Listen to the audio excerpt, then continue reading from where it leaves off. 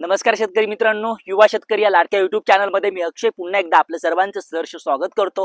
आजचा व्हिडिओ अतिशय महत्त्वाचा आहे शेतकऱ्यांच्या दृष्टीनं, कारण टोमॅटोचं जे मार्केट आहे ते कुठेतरी वधारत आहे, म्हणजे मार्केटमध्ये चांगला मार्केट भाव शेतकऱ्यांना भेटत आहे। मग अशा वेळेस बऱ्याच साऱ्या शेतकऱ्यांचा विचार असेल की आपल्याला आता टोमॅटोची दुरी सांभाळायची आहे, मग तीच दुरी अतिशय भक्कमरित्या आपण कशी काय मॅनेज करू शकतो ते आजच्या व्हिडिओमध्ये बघणार आहोत। तत्पूर्वी एक गोष्ट, जर व्हिडिओची माहिती आवडली तर चॅनलला सबस्क्राइब करायचं आहे, व्हिडिओला लाईक करायचं आहे आणि जास्तीत जास्त शेतकऱ्यांपर्यंत आपला व्हिडिओ शेअर करायचा आहे, जेणेकरून इतर शेतकऱ्यांना सुद्धा आपल्या व्हिडिओ मार्फत मदत होऊ शकेल। आता तुम्ही आपली जी दुरी बघत आहात की किती व्यवस्थितरित्या आपण दुरी फोडलेली आहे। दुरी फोडण्याच्या दोन पद्धती मार्केटमध्ये सध्या आहे। पहिली गोष्ट, जी बाकीचे वांगे वगैरे मिरच्या वगैरे या पिकांमध्ये फोडली जाते ती पद्धत म्हणजे जे बुड असतं, बुडापासून कट करून आपण दुरी फोडतो। आणि दुसरी गोष्ट म्हणजे जे आपलं कंटिन्युअस पीक आहे त्याच्यामध्ये जो शेंडा आहे तो शेंडा आपण सततरित्या चालू ठेवतो आणि शेंडा चालू ठेवल्यामुळे जे फळ असतं ते फळ आपल्या पिकाला पुन्हा येत असतं। मग या दोन्ही पद्धती शेतकरी फॉलो करत असतो। मग यातली पहिली पद्धत नाही पण दुसरी पद्धत आजच्या या व्हिडिओमध्ये आपण बघणार आहोत की दुसऱ्या पद्धतीने आपण कशा पद्धतीने दुरी फोडू शकतो आणि अधिक फळसंख्या घेऊ शकतो। मित्रांनो, व्हिडिओमध्ये तेच सांगण्याचा माझा व्यवस्थितरित्या प्रयत्न असेल। मी गॅरंटीने सांगतो, जे पहिलं काही उत्पन्न तुम्ही घेतलं असेल तुमच्या टोमॅटो पिकातून त्यातील 70% उत्पन्न घेण्याचा आपला प्रयत्न असेल आणि हा व्हिडिओ अतिशय व्यवस्थितरित्या अतिशय क्वालिटी व्हिडिओ देण्याचा माझा प्रयत्न आहे आणि शेतकऱ्यांचा अतिशय जास्त फायदा करून देण्याचा माझा नेहमी प्रयत्न असतो। आणि याही व्हिडिओतून मी कळकळीने तोच मुद्दा तुमच्या समोर व्यवस्थितरित्या मांडणार। तत्पूर्वी शेतकऱ्यांना इथे एक गोष्ट मी क्लिअर करून देतो, ती गोष्ट अतिशय महत्वाची आहे। पहिली गोष्ट म्हणजे जेव्हा केव्हा तुम्ही दुरी फोडण्याचा विचार करता तेव्हा तुमचं जे प्लांट असतं, ते प्लांटचं जे बूड असतं ते हिरवं आहे का हे चेक करून घेणं अतिशय गरजेचं आहे।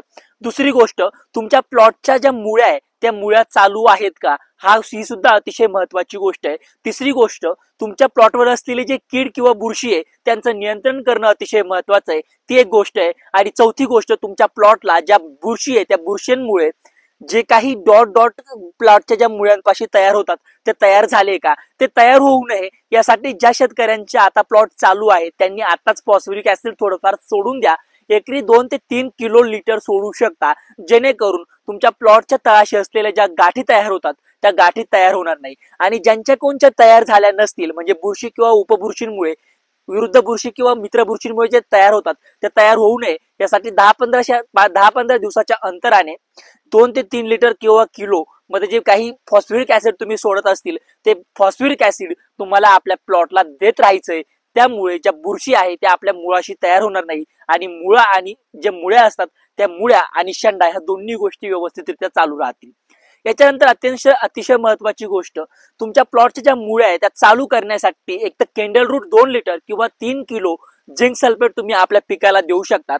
ती गोष्ट झाल्यानंतर एक स्प्रे तुम्हाला वरून टाकायचा आहे। या स्प्रे मध्ये तुम्ही इथिलीन घटक असणारा, इथिलीन हा घटक नाहीये, इथिलीन ज्या काही इन्सेक्टिसाइड मध्ये येतो ते प्रोपेक्स एक्स असेल, म्हणजे प्रोपेक्स सुपर मार्केटमध्ये भेटतं ते प्रोपेक्स सुपर असेल, किंवा डेल्टामेथ्रिन असणारं डेसिस 100 असेल, क्लोरोफायरिफॉस असणारं किंवा सायपरमेथ्रिन 25% असणारं सिम्बूस असेल, त्यांपैकी कुठलंही इन्सेक्टिसाइड घ्यायचंय। आणि त्या इन्सेक्टिसाइड मध्ये तुम्हाला प्रति एकर या हिशोबासाठी 1 किलो 200 लिटर पाण्यासाठी 1 किलो तुम्हाला वापरायचंय 0050 किंवा 05234 या दोघांपैकी एक। याचं कारण म्हणजे इन्सेक्टिसाइड वापरल्यामुळे असणारे जे कीड असतील ते कीड नियंत्रण होणार आहे। दुसरी गोष्ट, त्याच्यामध्ये इथिलीन असल्यामुळे तुमच्या खोडामध्ये जे 80 ते 90% अन्नद्रव्य साठण असते ते तुमच्या पिकाला उपलब्ध होणार आहे, याच्यामुळे फुटवा होण्यासाठी मदत होणार आहे। आणि नंतर शेवटची गोष्ट म्हणून आपल्या पिकावरती आपल्याला ही करायची आहे की या सगळ्या गोष्टी एकत्रित मॅनेजमेंट झाल्यानंतर तुमच्या पिकाला तुम्हाला द्यायची जी काही नत्राची ग्रेड तुम्ही देणार आहात,